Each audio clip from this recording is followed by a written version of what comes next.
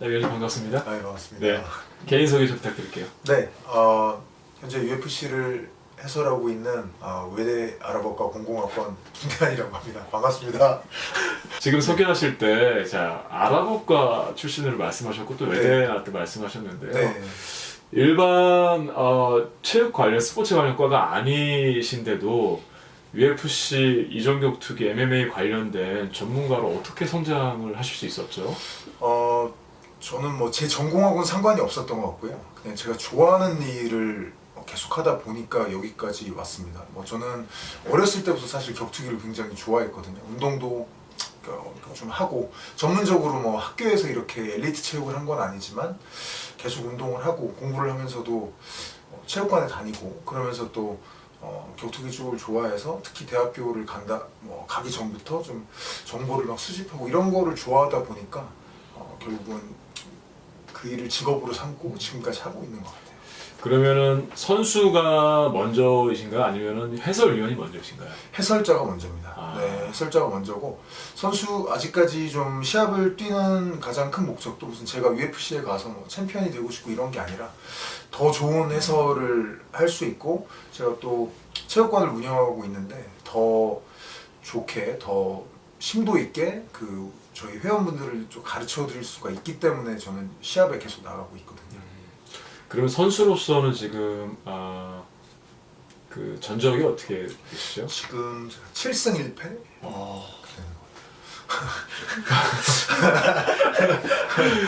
상당하시네요. 아닙니다. 그러면 이제 그 혹시 7승 1패에 8번 싸우셨는데 네. 과정 중에 가장 힘들었던 선수가 물론 당연히 패를 네, 안겨주신 네. 선수일 텐데 네. 그 선수 말고 또 특별히 힘든 선수 기억나시는 분 있나요? 데뷔전에서 되게 힘들었던 것 같아요. 데뷔전에서 판정으로 이기고 그 다음에 두 번째 경기에서 제가 졌었거든요. 근데 교수님 말씀대로 진 경기도 당연히 너무 힘들었는데 데뷔전 때 많이 힘들었어요. 영국까지 가서 제가 데뷔전을 했었어요. 영국에 가서 영국 사람하고 저보다 큰 영국 사람하고 했었는데 좀 집사람하고 애기 그때 이제 지금은 아들이 둘인데 큰아들을 데려갔었거든요. 근데 큰아들 5살이었는데 그 앞에서 싸우는데도 지치니까 지치더라고요. 이게 제가 이제 경기 전에 사실 뭐 주문을 준비하고 갔거든요. 분명히 나는 지칠 것이다. 그러면은 우리 큰아들을 생각하자, 호진이를 생각하자. 그러면 힘이 날 것이다. 라고 2라운드에 제가 이제 코 부러져가지고 코막 피 나고 하면서 막 어떻게 테이크다운 시켜서 그라운드에 이렇게 딱 테이크다운 시켜서 가슴에 얼굴 묶고 있는데 지친 거예요. 막 와이프가 막 김대한 눈 떠 막 이러고 있는데 이제 그때 이제 야 호진이를 생각해보자 하니까 제 자신이 진짜로 저 아직도 기억나요. 야 그냥 보라고 그래. 지가 싸운 게 아니잖아. 나 힘들어. 이렇게 된 거예요. 그러니까 이기고 나서도 제가 와이프한테 너무 실망해서 나 이거 안 한다고 이제 나는 이거 할 사람이 아니라고 이거는 나 못한다고 나 너무 나약하다고 뭐 그리고 뭐 타격을 좀 그래도 제가 한다고 생각했었는데 타격도 뭐 감이 안 오고 중학격투기가 타격이 완전 또 다르거든요. 그런 것도 되게 자신한테 실망을 많이 했고 어쩌다 보니까 또 어떻게 하게 됐고 지금은 참 그때 그만뒀으면 절대 평생 배우지 못하고 깨닫지 못하고 죽었을 것들을 너무나 많이 지금 시합을 계속 하기 때문에 깨닫고 배우고 하는 것 같아요. 그 중에 대표적인 거 혹시 어떤 게 가장 새롭고 또 이렇게 귀한 경험인지를 한번 얘기해 줄 수 있으시겠어요? 종합격투기에 조그만 글러브를 낀 저는 이제 타격 중에 펀치를 좀 많이 하는 편이에요. 네. 너무 몸이 뻣뻣해서 킥이나 뭐 이런 거를 잘 못하고요. 펀치를 많이 하는 편인데 보통 두꺼운 글러브를 낀 복싱 글러브를 낀 상태의 주먹하고 얇은 MMA 글러브를 낀 상태에서의 주먹이 쓰는 게 너무 달라요. 근데 그걸 가르쳐 준 사람이 아무도 없어요. 그거를 아직까지도 똑같다고 생각하는 지도자도 되게 많아요. 근데 제가 아까 교수님 처음에 말씀해 주신 그 두 번째 제가 졌던 경기 때 진 건 진 건데 경기 전부터 손이 너무 아팠어요. 근데 경기 들어가서도 손이 너무 아픈 거예요. 그렇지 않아도 실력이 딸리는데 손이라도 어떻게 돼야 되는데 시합 중에 막 치고받아 드는 생각이 손 앞으로 오른손 한 10번밖에 못 던질 것 같은데 그러다 한 번 또 해가지고 아니야 이제 한 5번 남았다 이거 어떻게 하냐 어떡하냐. 이건 뭔가 잘못됐더라고요. 이건 뭔가 잘못됐어요. 그래서 가르쳐주는 사람이 없었지만 와서 그래도 제가 믿는 지도자들한테, 선수들한테, 동료들한테 물어보고 다 조합하고 외국 유명 지도자들의 견해 같은 것도 다 수집하고 일본 지도자들도 제가 돈을 주고 번역을 해서 그런 지도자들의 견해 같은 것도 철학 같은 것도 다 보고 그리고 저 자신은 복싱 글러브를 아예 제 건 버려버렸고요. 맨손으로 뭐 샌드백을 그날부터 계속 쳤고 이 복싱 글러브 안에 있는 주먹은 사실은 주먹이 다 안 쥐어지거든요. 글러브의 특성상 이렇게 되어 있거든요. 그러다 보니까 제가 엄지손가락을 계속 다쳤었거든요. 근데 이거를 이렇게 주먹을 쥐고 치도록 제 자신을 좀 바꾸고 타법을 연구하고 그러다 보니까 좀 알게 된 것 같아요. 그러면서 제 펀치력도 발견하게 되고 그래서 그렇게 한 수개월을 한 다음에 경기에서 좀 써먹고 하다 보니까 그 후에 제가 6번 이겼는데 다 6번 KO 승이거든요. 그거 같은 경우 뭐 사실은 굉장히 많이 깨달은 부분인 것 같아요. 데뷔 연도가 어떻게 되시죠? 선수로서요? 네. 2011년도입니다. 네, 그럼 6년 네. 전이시고 그 지금이 이제 30대 후반이시잖아요. 네. 그리고 6년 전이라 하더라도 이제 그렇게 선수로서는 많은 그렇죠. 나이인데 어떠세요? 힘든 건 당연할 것 같고 네. 일반 선수가 계속 뭐 체육을 해왔던 운동을 해왔던 선수들이 경기에 나서는 거랑 네. 선수가 아니었던 분이 운동을 하셔가지고 30대 중후반에 데뷔를 하셔가지고 지금까지 네. 경기를 해오시는 거는 저희들은 사실 상상이 안 될 정도로 힘들 것 같거든요. 얼마나 힘드세요? 근데 저는 사실 제가 좋아하는 일을 하기 때문에 너무나 즐겁고요. 사실은 제가 지금 그 시합 준비를 하고 있는 중간인데 근데 이번 주에는 운동을 계속 못했어요. 제가 지금 엄지손가락에 부상을 좀 입은 상태고 또 여기 뭐 종기 같은 게 나가지고 막 레이저로 약간 수술 비슷한 걸 해서 이번 주에는 운동을 하지 말라고 하더라고요. 근데 어제 이제 의사 선생님한테 오케이를 받고 훈련을 했는데 당연히 토할 것 같이 훈련을 했는데 시합 훈련이니까 그래도 너무 좋더라고요. 그래서 저는 일단 제가 좋아하는 일이기 때문에 일단 즐거워서 힘들진 않고요. 나이가 들은 부분은 사실은 그런 것 같아요. 많은 분들이 특히 남자분들 보면 내가 왕년에는 뭐 이랬는데 지금은 너무 나이가 들어서 떨어졌다 이렇게 말씀하시는 분들이 많은데 저는 반대인 것 같아요. 저는 지금이 제 인생에서 제일 강하고 제일 체력이 좋은 것 같아요. 제가 20대 저를 만나면 30초 안에 KO 시킬 수 있는 것 같아요. 그리고 저는 원래 지구력이 좋지가 않았어요. 그래서 저는 젊었을 때 생각해보면 정말 더 좋지 않았던 것 같아요. 지금은 강훈련을 하고 선수들하고 계속해서 몸을 섞어하다 보니까 너무 예전에 저보다는 훨씬 강해졌고 저는 사실은 다른 분들이 벌써 야 어떻게 하냐라고 하시지만 당구를 좋아하는 사람이 당구를 칠 때 누가 봤을 때도 몇 시간 칠 수 있는 거고 게임을 좋아하는 사람이 게임을 몇 시간 할 수 있는 거잖아요. 저는 또 제가 좋아하는 일을 하기 때문에 사실 힘든 건 느끼지 않고 또 늦게 시작한 만큼 또 좋은 거는 몸에 데미지가 저는 안 쌓여 있잖아요. 그래서 UFC 챔피언 중에 랜디 커투어 선수라고 늦게 시작한 사람이 있어요. 30대 후반에 했는데 그 사람이 했던 얘기가 MMA 선수 20살부터 하면 좋다 경험이 쌓였겠지만 그만큼 맞으면서 뇌 데미지 같은 거는 안 날아가기 때문에 쌓여있는데 나는 늦게 시작했다. 대신에 MMA에서 제일 중요한 레슬링 부분을 선수를 했기 때문에 베이스가 있고 거기다가 좀 몸이 사실 싱싱하다. 데미지가 쌓이지 않고 그래서 나는 오랫동안 할 수 있다라고 했고 오랫동안 했거든요. 저도 사실 그런 부분이 좀 좋은 것 같습니다. 해설가로서 데뷔는 언제 하셨죠? 2003년 10월에 했습니다. 굉장히 어린 그렇죠. 해설가 치고 굉장히 어린 나이에 네네네. 하게 되셨는데 거의 이제 MMA 초창기 우리나라 그렇죠. 때 네. 시작하셨는데 어떻게 그 전까지는 MMA에 대한 지식들을 길러 오셨고 네. 그 다음에 지식들이 있다 하더라도 방송국의 해설가가 되는 거는 전혀 다른 문제지 않습니까? 그렇죠. 어떤 계기를 통해서 방송국의 해설가로 데뷔하시게 되셨는지 궁금합니다. 네. 원래 아까 말씀드린 대로 원래부터 격투기를 좋아했는데 제가 그 킥복싱 체육관을 다녔었을 때 고등학교 때 보면은 일본에서 막 그 비디오가 왔다고 하면서 막 외국 선수들 비디오를 막 같이 보고 그랬어요. 관장님하고 너무 재밌는 거예요. 기술도 너무 좋고 잘 모르는 제가 봐도 뭔가 기술이 레벨이 다르고 그런 걸 보면서 외국에는 또 다른 세계가 있구나라는 생각이 들어서 이제 뭐 제가 삼수를 했을 때도 그 공부를 해야 되는데 공부를 안 하고 뭐 인터넷이기 때문에 막 처음 나오기 시작했던 것 같아요. 그때 외국 사이트들을 보니까 신세계가 있더라고요. 영어 공부도 더 하게 되고 그러면서 이제 제가 홈페이지를 또 운영을 했었어요. 네. 근데 MMA 관련된 종합격투기 관련된 홈페이지를 운영을 했었는데 근데 이제 그 홈페이지를 두고 제가 군대를 갔죠. 뭐 학사경고 2번 받고 이제 군대 도망을 갔는데 군대를 간 동안에 제가 홈페이지 운영할 때만 해도 그냥 정말 소수의 마니아들이 아는 이런 게 있다라고 알았던 스포츠가 방송국 관계자들 눈에 든 거예요. 그러면서 KBSN에서 그때 K1과 프라이드 중계권을 사서 방영을 시작한 거예요.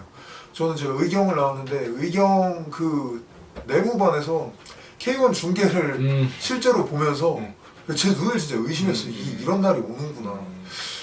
그렇구나라고 해서 이제 뭐 제대를 하고 학교에 복학하기 전에 뭐 미국이나 캐나다에 뭐 와이프 이제 결혼을 앞두고 있었는데 집사람이 될 여자친구와 같이 좀 어학연수나 갈까 뭐 이러고 생각하고 있는데 어느 날 갑자기 SBS 방송국에서 제의가 왔어요. 이제 거기서 또 뭐 격투기 프로그램을 대응 편성을 하려고 구매를 해놨는데 거기서도 인터넷에 사람이 없으니까 찾아보다가 제 예전 홈페이지를 보고 저를 컨택을 했고 또 당시 그 프라이드를 해설하던 차성주 위원님이 사실 제 킥복싱 체육관의 운동 선배님이었어요. 그래서 성주 형도 저를 추천을 해주셨고 그래서 오디션을 가서 봤어요.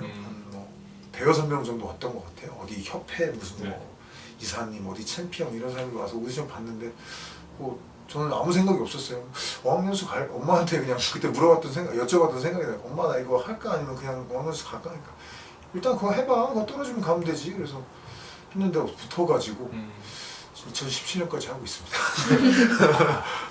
그러니까 지금 우리나라에서 MMA 해설은 독보적이신 것 같아요. 본인께서는 부정하실 수 있겠지만 일반 팬들이 볼 때는 독보적인 해설자 위치를 사실은 지금까지 제가 볼 때는 누리고 계신데 점하고 계신데 본인이 이제 다른 요즘에 MMA가 인기가 많아지고 대중화 그렇죠. 되면서 굉장히 많은 해설자 분들이 나타나셨고 네. 또 이제 관심이 있는 분도 많이 나타나시지 않습니까? 네. 본인이 해설자로서 내가 다른 해설자보다 더 비교 우위, 경쟁 우위에 있는 것은 뭐다라고 생각하세요? 저는 솔직히 냉정하게 얘기를 하면 뭐 제가 해설을 뭐 잘해서 뭐 제가 뭐 달라서 이런 것보다는 가장 큰 강점은 오래 해왔기 때문에 시청자분들한테 되게 익숙하다는 거, 뭐 익숙한 거를 바꾸기가 사실은 쉽지 않기 때문에 저 말고 어떤 저보다 훨씬 잘하는 분이 나오셔도 일단 제가 오래 했다는 부분에서는 훨씬 제가 유리할 수밖에 없는 것 같아요. 제가 잘해서가 아니라. 그리고 정말 냉정하게 보면 저는 또 CJ 미디어라는 그리고 저는 그 당시엔 몰랐지만 제가 그 해설을 했을 때 앞으로 10년 넘게 격투기에 투자를 해주는 방송국에서 일을 하게 됐던 게 제 가장 큰 강점이었던 것 같아요. 운이 되게 많이 좋았던 것 같고요. 그 외의 부분은 제가 보기엔 크게 잘 모르겠어요. 그냥 계속 노력하고 계속 업그레이드를 해오려고 한다는 점 정도가 되겠고 근데 그렇다고 해서 제가 뭐 다른 방송국이 있었는데 계속 뭐 해설일을 더 많이 얻었고 이런 건 없었을 것 같아요. 결국은 뭐 저는 좀 운이 많이 좋았다고 생각합니다.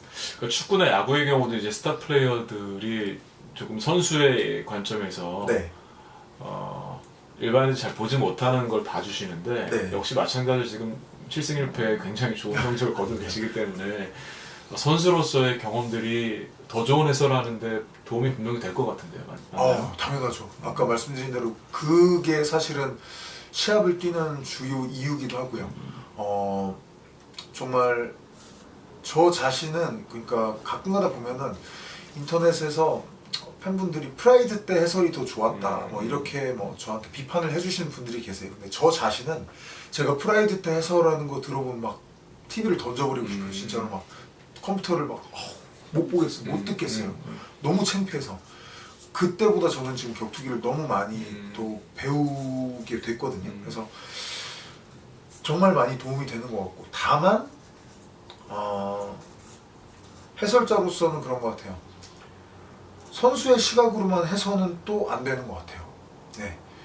이게 선수의 시각으로도 얘기해줬다가 재미있는 정보도 얘기해줬다가 결국은 기술적으로만 푼다고 해서 재미있는 해설은 아니거든요. 기술적으로 복잡하게 얘기를 한다고 해서 일반 시청자분, 운동을 안 해본 시청자분들이 알아듣지 못해요. 저게 뭔 소리야 뭐 이렇게 들으실 수도 있기 때문에 전문적인 얘기도 하고 재미있는 얘기도 하고 전문적인 얘기를 하더라도 어떤 단어와 어떤 표현을 써서 되게 재미있게 뭔 소린지 모르겠는데 야 뭔가 이거 재밌나 봐 라고 되게 만드는 게 이제 뭐 재미있는 해설을 하는 뭐 어떻게 보면 노하우인 것 같아요. 네. 제가 이제 해설을 보면서 좀 놀랬던 게 물론 해설의 탁월성도 굉장히 놀랬지만 영어를 굉장히 잘하세요. 그 선수들의 이제 승리 소감이나 뭐 이런 것들, 그다음에 아나운서의 이 코멘트 이런 걸 거의 실시간으로 통역을 하시던데 굉장히 그게 사실은 이제 시청자로서 좀 놀라웠거든요. 되게 좋은 해설을 하시는데 영어의 실력도 이렇게 탁월하시다니. 영어 공부는 어떻게 특별히 하신 건가요? 어떻게 하신 건가요? 정말 특별히 정말 너무 열심히 했었고요.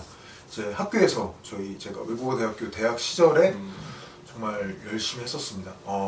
원래 저는 어렸을 때부터 근데 영어를 잘하고 싶다는 뭐 이유가 없이 그냥 격투기를 강해지고 싶다 이런 그냥 강해졌으면 참 좋겠다 이런 막연한 어떤 마음이 있었고 또 막연히 뭐를 잘하고 싶다 이런 것 중에 영어를 잘하면 참 좋겠다라는 생각이 있었거든요. 근데 이제 뭐 군대 갔다 와서 해설을도 시작하고 복학을 했는데 이제 더 이상 그냥 잘하고 싶다만 생각하지 말고 뭐 제대로 좀 해보자라고 해서 이제 다시 학교 생활을 제대로 하면서 좀 공부를 시작을 했어요. 근데 저는 우리 학교에 고마웠던 게 그때는 너무 힘들었지만 지금은 돌아보면 고마운 게 학교에 교포분들이나 장기 거주자들이 너무 많아요. 근데 그런 분들이 보통 외국인 교수님 수업을 들으시거든요. 근데 그래서 저 같은 위치의 사람은 들어갔다가 빠지죠. 학점을 따기 힘드니까. 근데 저는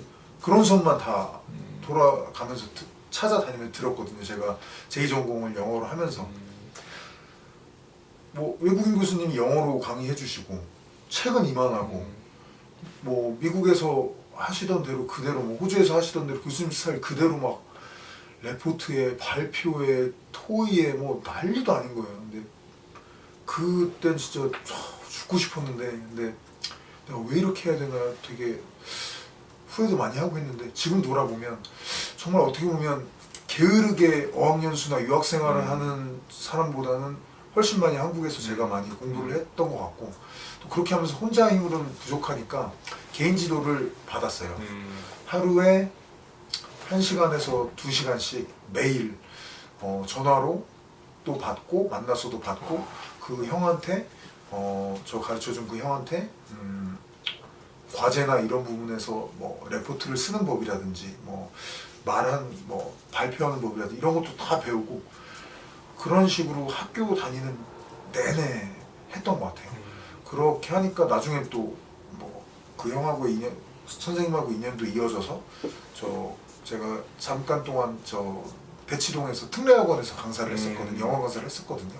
이제 그렇게까지 좀 이어질 정도로 열심히 많이 했던 것 같고 그게 아까도 얘기했지만 우리 학교가 아니었으면 불가능했었을 것이다라고 저는 아직까지 좀 되게 감사하게 생각합니다. 아랍어과 전공이시죠? 네, 맞습니다. 근데 사실 방송 해설이 물론 전문성도 필요하지만 또 방송의 일부기 때문에 방송으로서의 기술도 필요하지 않습니까? 그 방송 해설가로서의 그 방송적인 기술 이런 부분은 어떻게 트레이닝을 하고 계세요? 혹시 하고 계신다면요? 근데 저는 이렇게 생각합니다. 방송을 예전에 선수분 중에 한 분이 선배님이 저한테 야, 너 해설하는 거 집에서 방송 꺼놓고 막 해설하는 거 연습하지 않냐? 막 이렇게 물어보시더라고요. 저는 그 연습을 한다는 생각을 단 한 번도 안 해봤거든요. 사실 그런 연습은 하지 않고요. 펀치를 칠 때도 주먹으로 치지만 사실은 강한 펀치를 치기 위해서는 주먹은 잊어버리고 주먹은 그냥 쥐고 철퇴를 던진다고 생각을 해서 철퇴 끝에 쇠공을 거기에 스냅을 신경 쓴 사람은 없거든요. 어떻게 그 쇠공을 던지느냐가 중요한 거잖아요. 펀치를 친다고 하면 주먹을 딱 쥐는 거에서 끝나는 거고 몸을 어떻게 회전시키냐에 저는 집중을 하거든요. 해설도 마찬가지인 것 같아요. 그냥 말을 어떻게 하느냐로 접근하면 너무 붙어버린 약간 피상적으로 들어가게 되는 거고요. 말은 그냥 내가 갖고 있는 지식이 쌓이고 더 뭔가 경험이 쌓이고 저절로 녹아들면 그냥 제 말에 힘이 생기고 같은 말이라도 제가 어떤 말을 했을 때 더 강하게 와닿는다고 생각을 해요. 그래서 책을 뭐 많이 읽고 어떤 부분에 특히 뭐 격투기에 관련된 서적뿐만 아니라 제가 좋아하는 부분이든 아니면 제가 도움이 되는 부분이든 무조건 많이 읽고 뭐 TV에서 정말 좋은 말씀을 해주시는 분들의 말씀도 많이 듣고 또 예전에 진짜 학교 다닐 때 뭐 교수님들이나 그때 제가 감명 깊었었던 와 닿았던 그런 가르침들도 계속해서 생각을 하고 뭐 격투기 기술도 계속 연구를 하고 이런 게 그냥 자연스럽게 항상 격투기의 인생을 해설자로서 그냥 도움이 되는 인생을 살고 있기 때문에 나온다고 생각합니다. 그냥 기술로 접근하면 정말 그냥 멘트를 준비해서 해오는 해설자분들도 제가 알기로 계셨어요. 여기에 이거 쳐야지, 이거 별명 이거 해야지. 저는 그런 스타일은 아닌 것 같습니다. 그냥 더 성숙하고 녹아들게 하려는 스타일인 것 같습니다. 네. 선수로서는 필살기가 어떤? 선수로서는 펀치가 뭐 펀치. 가장 네. 특기고요. 그리고 클린치 뭐 이게 이 MMA 선수들은 보통 어떠냐면요.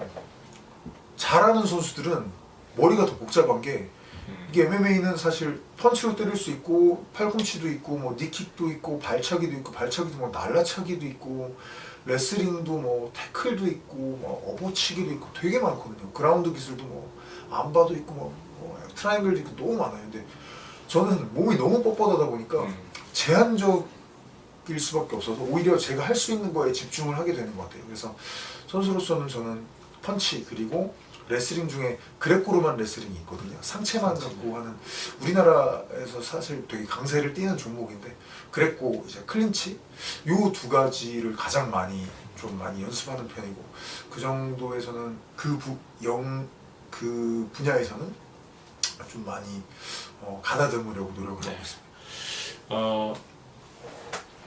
아랍어과를 이제 전공을 하셨고 네. 지금 이제 MMA의 선수이자 해설가를 하고 계신데요. 네. 아랍어과 나오셔가지고 MMA 하겠다고 했을 때 주변의 반응이 좀 궁금합니다. 그 사모님 포함해서요. 네. 어떤 반응을 보이시던가요? 정말 제가 그 학교를 다니면서 제가 해설을 했었어요. 사실은 계속 했었는데 당연히 뭐 교수님들이나 뭐 너무 좋아해 주시고 응원해 주시고 하셨는데 사실 이제 4학년 때 가서는 고민도 많이 됐고 주변에서 뭐 교수님들도 그러시고 뭐 저희 부모님 뭐 장인 장모님 다들 이제 뭐 그 어른들 표현으로는 정상적인 삶을 살아야 되지 않겠냐. 지금 같은 삶이 아니니까 저의 삶이 그 어른들이 보시기에는 그렇죠. 비정상인 거죠 사실은. 그러니까 이제는 정상적인 삶을 살아야 되지 않겠냐. 사실은 고민을 많이 했었는데 근데 공교롭게도 제가 졸업을 딱 할 때 저희 그 CJ 미디어는 XTN 방송국이 프라이드하고 또 계약을 해지를 했어요. 프라이드를 뺏겼어요. 그러면서 이제 그만하라는 신에 계신가 보다 했는데 K1하고 계약을 한 거예요. 당시에 K1이 굉장히 인기가 많았거든요. 최영만 선수 때문에 네. 엄청 인기가 많았어요. 그래서 K1하고 계약을 했다는 거예요. 계속 해야 된다는 거예요. 저한테 저희 팀장님이 그러면 할까? 그래서 팀장님이 막 그러시는 거예요. 야 이거 10년은 간다고. 알겠습니다. 뭐 3년 후에 망하긴 했는데 저는 이제 그렇게 선택을 했고요. 하니까 뭐 주위에서는 다들 뭐 엄청 뭐라고 했죠. 와이프도 뭐라고 하고 특히 저희 아버지는 회사 생활을 평생 하신 분인데 그런 식으로 살아서 어떻게 하려고 그러냐. 뭐 애기도 낳았는데 애기 어떻게 키우려고 그러냐. 뭐 아직까지도 그러세요. 사실 제가 40살이 이제 돼가는데도 그때 취직하라고 했었잖아. 지금도 제가 이제 힘든 상황에 빠지면 이제 그러시거든요. 근데 그럴 정도로 이제 뭐 많이 그렇게 걱정을 받았었는데, 근데 그냥 한 가지는 좋아하는 일을 하기 때문에 뭐 전혀 후회 없습니다. 네. 최근에 국내의 MMA 인기가 굉장히 좋습니다. 네. 관심도 높아졌고요. 오히려 최영만 선수 같은 분들이 활동할 때보다 시장의 네. 저변은 더 커진 것 같은 느낌이 네. 드는데요. 국내 MMA를 좀 한번 냉정하게 분석을 한번 좀 해봐 주시겠어요? 전문가로서 어떤 상황인지 지금? 겉으로 보기에는 굉장히 많이 단체, 특히 뭐 국내 단체들도 그렇죠. 생기고 네. 뭐 UFC도 계속해서 방영이 되고, 겉으로 보기에는 상당히 뭔가 지금 으쌰으쌰하면 소위 좀 일어나고 있고 성장하고 있는 네. 환경으로 보일 수 있어요. 근데 그 속은 상당히 너무나 어렵습니다. 쉽지가 않은 것 같아요. 제 생각에는 우리나라는 일단 스포츠로 뭔가 이윤을 창출하는 그런 사업을 하기가 굉장히 쉽지 않은 것 같아요. 미국이나 유럽하고는 너무나, 일본하고도 너무나 다른 것 같고요. 또 사실은 뭐 정권이라든지 과거에 여러 외부적인 도움을 많이 받은 야구가 지금 굉장히 인기가 많고 중계권도 비싸고 하지만 실제로 구단의 자체 흑자를 내는 구단은 제가 알기로는 없는 걸로 알고 있거든요. 롯데가 몇 년간 냈었지만 그것도 곧바로 적자로 돌아섰고, 그렇게 많은 많은 지원이 들어갔고 오랜 역사도 가져왔고, 팬들도 저만 해도 빙그레 이글스 그 꼬마 야구단이었는데 네. 그 사람들이 이제 커가지고 돈을 내고 있는 그런 전통의 야구인데, 그런 야구도 자체 흑자를 사실 못 내고 대기업에서는 사실은 또 화려한 면도 있지만 돈을 쓰는 그런 파트다라는 측면을 갖고 있지 않습니까? 근데 야구도 그런데 격투기는 뭐 어떤 도움도 뭐 정부에서의 도움 뭐 이런 건 아예 있을 수가 없고 그냥 맨땅에 헤딩을 하는 건데 너무나 어렵죠. 그래서 사실은 지금은 겉으로는 화려해 보이지만 생존의 시기인 것 같아요. 로드 FC, 뭐 탑 FC, 뭐 배틀필드 다 어떻게 생존하고 어떻게 이윤을 창출을 하느냐, 뭐 진짜 치열하게 생존하는 전 시기라고 생각합니다. 네. 그러니까 산업으로서 비즈니스로서의 지금 스포츠 MMA 관련 조직은 굉장히 힘들어 보일 수 있다고 말씀하셨는데 네. 그에 반해 이제 국내 선수들의 경기력은 굉장히 좋은 것 같아요. 사실은 뭐 세계 어느 나라 비교해봐도 가장 큰 시장이 UFC에서 경쟁력도 이제 많이 올라온 것 같고요. 국내 선수들이 이렇게 특별히 좋은 성적을 낸 계기나 이유는 뭐가 있을까요? 근데 사실은 그 교수님 말씀하신 부분이 너무 신기해요. 저도 이게 미국하고 보면 뭐 인프라 자체가 비교가 되질 않거든요. 근데 뭐 모든 분야에서도 그렇잖아요. 사실은 우리나라의 스포츠가 좀 뭐 굉장히 좋은 성적을 내는 경우가 많잖아요. 네. MMA도 마찬가지입니다. 뭐 너무 진부한 얘기일 수 있는데 뭐 기질적으로 좀 센 사람들도 있는 것 같고, 또 그런 인프라에 비해서 기술적인 부분이 수준이 되게 높아요. 이해도라든지 코치들의 이해도라든지, 예를 들면 김동현 선수라든지 뭐 정찬성 선수라든지, 그리고 그들을 지도하는 뭐 예를 들면 팀메드의 뭐 양성훈 감독이라든지 이런 분들은 뭐 에이전트 일 같은 것도 했었거든요. 네. 가보면 유명 팀 코치인데 잘 몰라요. 생각보다 잘 몰라요. MMA를 이해하는 게, MMA 예를 들어 종합격투기에서 타격이 왜 스탠스가 달라야 되고 보폭은 어느 정도 해야 되고 뭐 머리 위치는 어떻게, 상체는 어떻게 틀고, 펀치는 또 이 복싱에서는 이렇게 치고 킥복싱에서는 이렇게 치고 MMA에서는 이렇게 치는데 그 이유를 잘 몰라요. 그냥 한 대로 하는 거예요. 주짓수에서도 뭐 하여튼 뭐 파운딩이 들어갔을 때 또 완전히 많이 달라지는데 그걸 다 이해를 못하는 지도자들이 되게 많아요. 근데 우리나라 지도자들은 굉장히 수준이 높아요. 사실은 미국 애들이 보면은 말도 안 되는 작은 평수, 저희 체육관만 해도 그렇지만 작은 평수에 무슨 소위 뭐 그냥 뭐 땅굴 같은 데서 운동하고 있는데 그 안에서 가르쳐주는 지도자의 수준은 엄청난 경우가 많거든요. 그런 약간 우리나라 다 그렇지만 사람의 힘, 선수의 힘과 지도자의 힘들이 굉장히 좋다고 저는 생각합니다.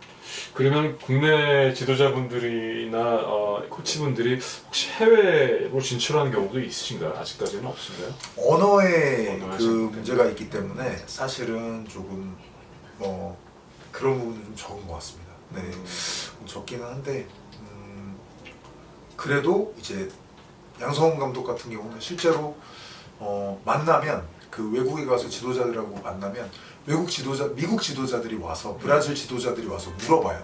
사실은 어떻게 해야 되는 건지 뭐 배우고 싶어하고 김동현 선수 같은 경우에 뭐 그래플링의 비밀이라든지 배우고 싶어하고 되게 인정을 사실 받고 있어요. 근데 전 좀 아쉬운 게 우리나라 팬들한테는 오히려 좀 많이 뭐 경기 결과에 따라서 비판을 받는 것 같은데 참 바깥에서는 위상이 좀 높다는 거 네. 그거는 진짜 확실한 것 같아요. 네. 자, 그러면은 선수도 훌륭하고 코치도 훌륭하고 그다음에 우리나라에서의 인기도 많고 네. 단지 자금이나 미디어적인 어떤 이런 서포트의 문제가 있을 뿐인데 네. 이 MMA 관련된 산업이 네. 지속적으로 발전하기 위해서는 이제 위원님 생각에는 어떤 부분들이 제일 보강이 되거나 보충이 돼야 될까요? 우리나라에서는요? 사실은 너무 원론적인 부분일 수 있는데 경기장에 수많은 관중들이 그냥 표를 사서 무조건 그냥 유료로 사서 보러 오시는 그런 문화가 좀 더 많이 정착이 돼야 될 것 같아요. 관중들이 대회들마다 많긴 하지만 사실은 무료 관중들도 꽤 있는 거고 그렇죠. 예. 일본이 그렇게 많이 했었거든요. 일본이 지금 복싱이 엄청나게 황금기예요.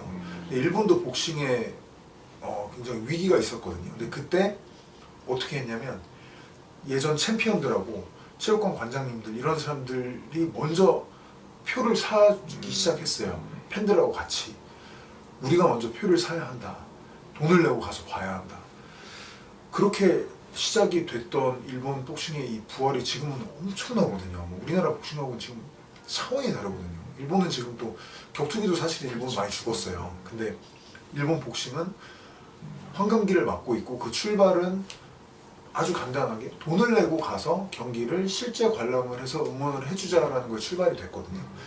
그게 좀 되면 좋을 것 같아요. 근데 우리나라는 격투기 컨텐츠를 만드는 사람 입장에서는 아쉽게도 인터넷이 너무 잘 발달해 있고 오프라인이 아니라 온라인상에서 즐길 거리가 너무 많아요. 미디어적으로도 즐길 거리가 너무 많고 사실 드라마도 너무 잘 만들고 예능도 너무 잘 만들고 또 뭐 인터넷상에도 진짜 번뜩이는 재치에 막 즐길 거리들이 너무 많고 미국 사람들 보면 그냥 어떤 동네에서 UFC 와서 보면은 와 그날은 파티 날이거든요. 그만큼 미국 애들이 보면은 생각보다 뭐 그렇게 즐길 게 좀 적다고 하잖아요. 근데 우리나라는 너무 많다 보니까 그런 문화가 정착이 되기가 쉽지는 않은 것 같아요. 근데 그런 부분이 좀 출발이 되면 연쇄적으로 많은 발전에 좀 초석이 마련이 되지 않을까라는 저의 바람이 있습니다. 그렇군요. 근데 그 일본 같은 경우도 이제 사실은 뭐 K1이나 네. 프라이드가 엄청난 인기를 누리다가 사실 그렇죠. 어느 순간에 이제 사라져버렸는데 사라졌죠. 그 주요 이유는 무언가요? 거기서 많은 또 우리가 레슨을 받을 수 있을 것 같은데요. 네.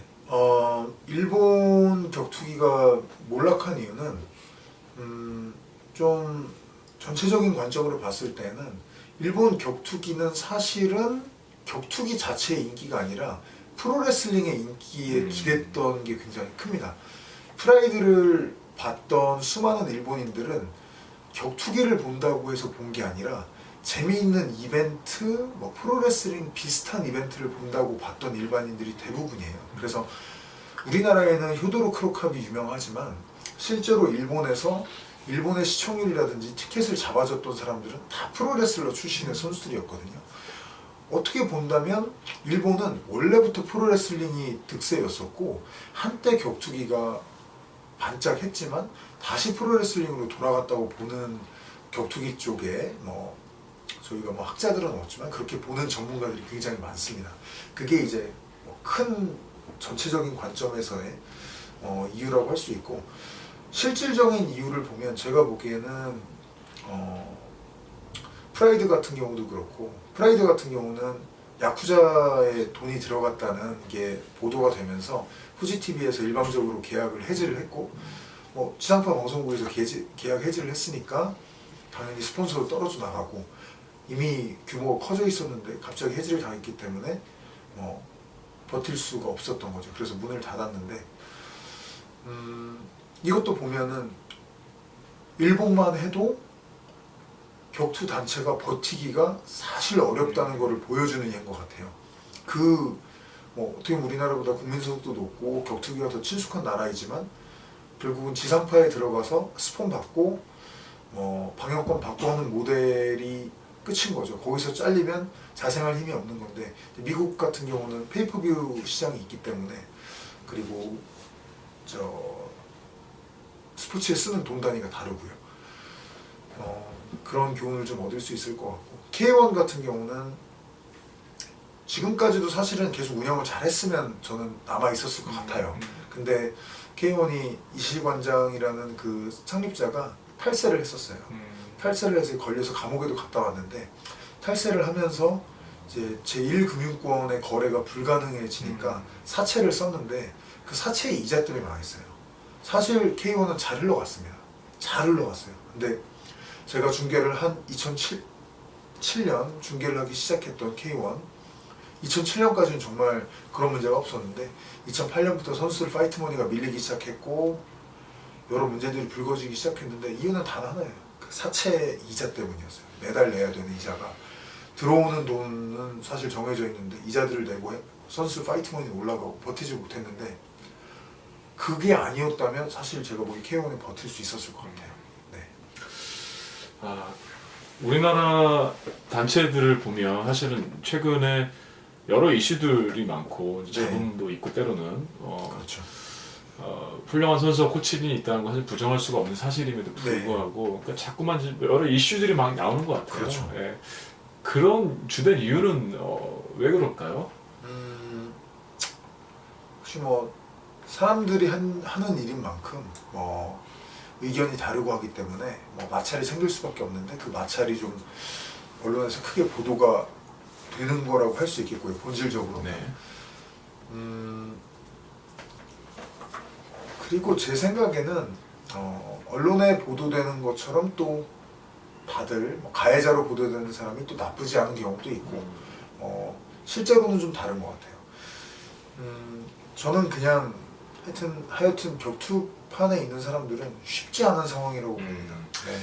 그럼 때로는 그 왜 이제 격투기 경기가 이벤트성 경기도 굉장히 사실 많이 열리지 않습니까? 지난해에도 이제 유명 연예인이 나서 그렇죠. 경기를 하고 했는데 근데 그와 같은 이벤트성 경기가 열리는 이유는 관심을 더 끌기 위해서겠죠? 아무래도. 그렇죠. 네. 이게 격투기가 사실은 국내 격투기의 경쟁 상대는 UFC가 아니라 제 생각에는 야구. 프로스포츠 세계에서 이 파이의 대부분을 차지하고 있는 야구, 또 그 외의 스포츠들, 그리고 아까 말씀드렸던 그 재미있는 다른 콘텐츠들, 드라마, 예능 이런 부분들하고 다 경쟁을 해야 되는 건데 아쉽게도 우리나라 이 시청자분들은 그냥 잘하는 두 선수가 싸워서는 관심을 가져주질 않는 것 같아요. 그러니까 윤영빈 선수도 나오는 거고 김보성 선수도 나오는 거고 여러 이슈들을 만들어 보려고 막 소위 어그로를 끈다고 하잖아요. 막 안티팬들을 모으는 권하솔 선수 같은 경우 참 많이 안티팬들이 생겼는데 그렇게라도 하지 않으면 아예 기자분들도 다뤄주질 않고 사람들이 보질 않으니까요. 저는 그런 걸 보면 업계에 있는 사람이기 때문에 사람들이 그냥 보고 뭐야 하고 욕을 하지만 저는 어쩔 때는 처절함을 느낍니다. 처절함을. 저 뒤에서는 시청률을 갖고 방송국 그 팀장님이나 뭐 윗분들한테 욕을 먹는 프로모터의 모습이 보이고 다음번 이슈는 뭔지 닥달을 받는 모습도 보이고 또 방송국 PD님들이나 팀장님들은 뭐를 어떻게 만들어내야 또 성적, 시청률이라는 성과를 만들 수가 있는데라는 또 고민을 하시는 거고 그런 부분들이 되게 보이거든요. 그래서 어쩔 수 없는 것 같아요. UFC 똑같습니다. 가장 시끄러운 코너 맥그리거가 돈을 제일 많이 벌고 있잖아요. 나머지 진짜 입 닫고 조용히 하고 있는 선수들은 그렇죠. 돈을 못 버는 선수들이 많고 그 선수들은 이 현실에 대해 개탄을 하는데 음, 현실은 코너 맥그리거가 음. 대부분의 수익을 갖고 가고 UFC와 힘겨루기도 할 수 있는 거거든요. 그러니까 어쩔 수 없는 부분인 것 같습니다. 그 생존을 위해 어쩔 수 없는 전략이다라고 전략이죠. 말씀해 주신 거예요. 전략이란 말도 사실은 사치고요. 몸부림인 몸부림입니다. 거죠. 네. 진짜 네.